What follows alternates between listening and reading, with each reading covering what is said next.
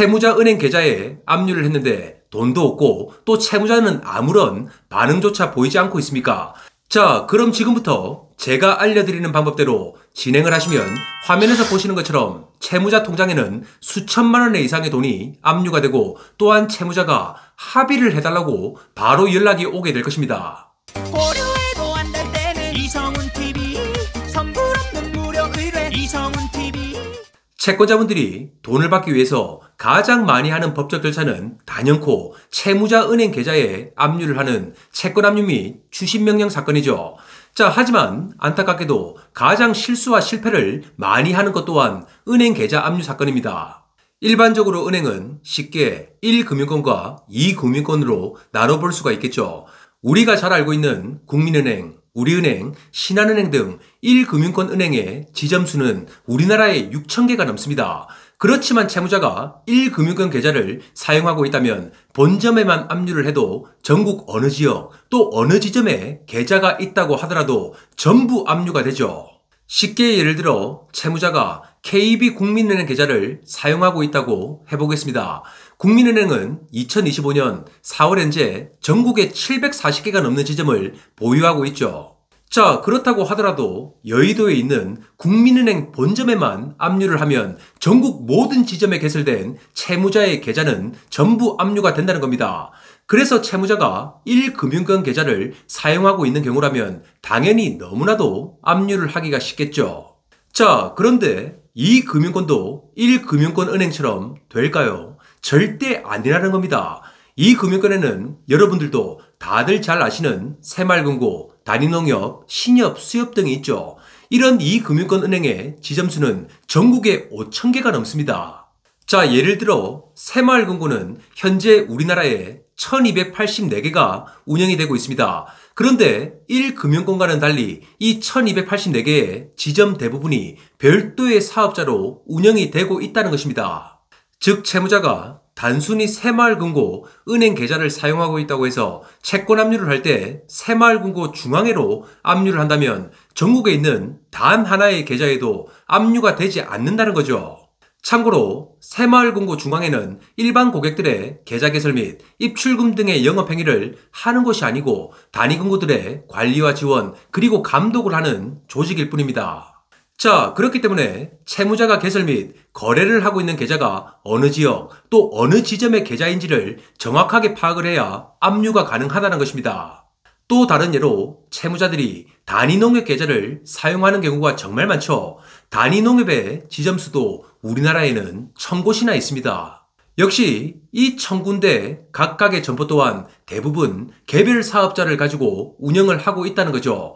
그런데 정말 많은 채권자분들이 채무자가 단위농협 계좌를 사용을 하고 있음에도 불구하고 농협중앙회로 압류를 해놓고 이제 돈을 받을 수 있겠구나 하면서 기대를 하고 있다는 것입니다. 자, 이처럼 은행 계좌를 찾아내고 또 파악을 하기가 쉽지 않기 때문에 채무자들이 돈을 빼돌리거나 또는 압류를 당하지 않기 위해서 이 금융권 은행 계좌를 아주 많이 사용하고 있다는 거죠. 그렇다고 전국에 있는 이 금융권 은행 5,000곳을 전부 압류한다면 송달료만 해도 엄청난 법적 절차 비용이 발생을 할 뿐더러 채권 금액도 분산을 해야 되기 때문에 현실적으로 말도 안 되는 일이겠죠. 자, 채무자의 은행 계좌를 정확하게 파악하기 위해서는 우리나라에는 제도상 어쩔 수 없이 조회를 의뢰할 수밖에 없습니다. 그럼 신용정보회사 등을 통하여 채무자에 대한 재산조사 및 신용조사를 의뢰하시면 되겠죠. 일반적으로 신용정보회사에 채무자에 대한 조회를 의뢰하시면 비용은 10만원에서 30만원 정도가 들어가게 될 겁니다. 자, 하지만 저희 돈도 채권 관리 시스템을 이용하시면 현재 5만원에 이용하실 수가 있으니까 돈도 구독자분들 같은 경우는 이용을 하시면 좋겠죠. 그리고 우리나라 모든 신용정보회사는 채권 추심을 동반한 채무자의 재산조사 및 신용조사만이 가능하다는 것을 참고하시길 바랍니다. 지금부터 여러분들이 쉽게 이해하실 수 있도록 저희 돈도에 의뢰된 건으로 채무자의 이 금융권 은행 계좌를 정확하게 파악해 보시죠. 그럼 우선 채무자의 신용조회표를 화면으로 보여드리겠습니다. 여기를 보시면 여러가지 정보들이 나오겠지만 그 중에서 1금융권 은행과 2금융권, 즉 새마을금고, 단위농협 등이 나오게 되죠. 신용조회표에 있는 채무자의 은행 계좌 정보를 보면 동해 우리 새마을금고라고 정확하게 은행명까지 파악할 수가 있습니다. 그럼 압류를 하실 때 새마을금고 중앙회가 아닌 지금 보이는 정확한 상호, 즉 동해 우리 새마을금고를 제3채무자로 특정해서 압류를 해야 된다는 것입니다. 채무자 은행 계좌에 압류를 할 때는 제3채무자, 즉 은행의 정확한 상호 및 주소 등의 정보가 너무나도 중요하고 또 그걸 신청서에 기입을 해야 되기 때문에 재차 정보를 확인해 봐야겠죠. 자, 그렇게 하시려면 새마을금고 중앙회 홈페이지로 가서 해당 금고명을 검색하시면 됩니다. 그럼 저하고 같이 한번 해보시죠. 우선 네이버 검색창에 간단하게 새마을금고만 치시면 됩니다. 그럼 지금 화면에서 보이는 것처럼 새마을금고 홈페이지가 나오게 되고 클릭을 해서 거기로 들어가면 되겠죠. 이제 제일 상단 메뉴를 보시면 금고 위치 안내라는 폴더가 있습니다. 한번 눌러보시겠습니까? 자, 그렇게 하면 바로 금고명을 검색할 수 있는 창이 보일 것입니다. 그럼 아까 신용조회표에 채무자가 개설 및 사용 중인 금고명이 동해 우리 새마을금고죠. 검색창에는 새마을금고는 빼고 동해 우리라고 검색을 하시면 바로 해당 금고가 나오게 됩니다. 자, 그런데 여기서 정말 중요한 것이 있죠. 우리 채권자분들에게 가장 중요한 것은 무엇입니까? 당연히 압류를 하는 것보다 압류 이후에 채무자 통장에서 돈을 찾아오는 즉 추심이겠죠. 그럼 화면에서 해당 금고, 즉 본점을 클릭하시면 해당 은행의 위치와 주소, 그리고 전화번호 등의 정보가 다 나오게 됩니다. 분명히 그걸 확인하고 필히 메모를 해두셔야 합니다. 향후 은행에 연락을 하고 돈을 찾을 때 꼭 필요한 부분이겠죠. 자, 채무자가 사용하고 있는 이 금융권 은행 계좌를 압류를 할 때 너무나도 중요한 부분이기 때문에 딱 한 번만 더 해보겠습니다. 그럼 채무자들이 또 가장 많이 사용하는 은행 중 하나인 단위농협으로 한번 해볼까요? 자, 지금 화면으로 다른 채무자의 신용조회표를 보시면 중구농협이라고 보이시죠? 이거 분명 농협중앙회가 아닙니다. 단위농협인 것이죠. 절대 헷갈리시면 안 됩니다. 그럼 이것도 새마을금고를 찾을 때와 똑같이 하시면 됩니다. 네이버 검색창에 농협을 치고 홈페이지로 들어가시면 되겠죠. 지금 화면에 보이는 것처럼 홈페이지 상단 메뉴에 농협 소개를 보시면 조직 현황이 있습니다. 거기를 클릭하십시오. 자, 그렇게 하면 바로 농축협이라는 폴더가 있고 그걸 누르시면 간단하게 끝입니다.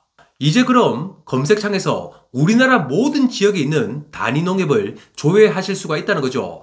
예를 들어 채무자 신용조회표에 있었던 중구농협으로 검색을 해볼까요? 그럼 지금 화면에 보는 것처럼 채무자 계좌가 개설된 해당 점포의 모든 정보를 확인할 수가 있다는 것입니다. 이런 식으로 하면 그 외 이 금융권인 수협, 신협, 축협 등도 전부 조회가 가능하겠죠. 자, 이렇게 채무자가 거래 중인 은행을 찾았다면 채권 압류를 신청하기 위해서 제3채무자의 법인 등기부등본을 발급받으러 가보시죠. 이것도 너무 간단합니다. 네이버 검색창에 대법원 인터넷 등기소를 치고 들어가서 우리가 알아냈던 상호로 법인 등기부등본을 발급받으시면 됩니다. 그렇게 하면 지금 화면에 보이는 것처럼 해당 법인의 정확한 명칭과 주소, 그리고 모든 지정까지 전부 확인이 가능하겠죠. 이제 그 내용을 채권 압류 신청서에 제3채무자로 딱 기입만 하시면 채무자가 사용하고 있는 은행 계좌가 정확하게 압류가 된다는 것입니다. 오늘 우리가 알게 된 이 방법과 절차로 정확하게 채무자의 계좌를 찾아내고 또 확실하게 제3채무자를 지정해서 압류를 하면 어떤 결과가 있을까요? 자, 지금 화면에 제3채무자인 은행에서 제출한 진술채고서가 크게 보이시죠? 생활 형편이 힘들어서 한 달에 단돈 10만원도 없다고 했던 채무자 통장에 7천만원 이상의 돈이 들어가 있었다는 겁니다. 만약 입장을 바꿔서 우리 채권자 여러분들이 채무자 입장이라고 해보겠습니다. 그런데 내가 사용하고 있는 주거래은행 통장에 7천만원이 있는데 채권자가 전부 압류를 해서 찾아간다고 하면 어떤 기분이 들까요? 지금 이 채무자도 딱 그렇게 하늘이 무너지는 기분이 들었을 것입니다. 단돈 10만원도 변제를 하기가 힘들다며 전화조차 받지 않던 채무자가 압류가 되자마자 사정을 조금 봐달라면서 부탁을 하고 또 돈을 다 찾아가면 나는 죽는다면서 합의를 해달라고 합니다. 자, 그렇기 때문에 채무자에 대한 철저한 조사를 바탕으로 정확하게 채무자가 사용하고 있는 은행을 특정해서 또한 최적의 타이밍을 포착하여 압류를 하셔야겠죠. 그렇게 해야 가장 많이 실패하는 통장 압류가 가장 많이 성공하는 사례로 바뀌게 될 것입니다. 자, 오늘 이렇게 채무자 계좌에 압류를 했다면 그 다음은 무엇을 해야 될까요? 당연히 추심 명령이니까 돈을 찾아와야 될 것입니다. 그럼 다음 방송에서는 제3채무자, 즉 은행에서 압류된 돈을 주기를 기다리지 않고 신속하게 찾아오는 추심 실무 절차까지도 전부 알려드리겠습니다. 엄청난 꿀팁이 준비되어 있으니까 기대하셔도 좋습니다. 오늘 방송도 도움이 되셨다면 구독과 좋아요를 부탁드리겠습니다. 이상 돈을 받게 도와주는 돈도의 이성훈이었습니다. 감사합니다.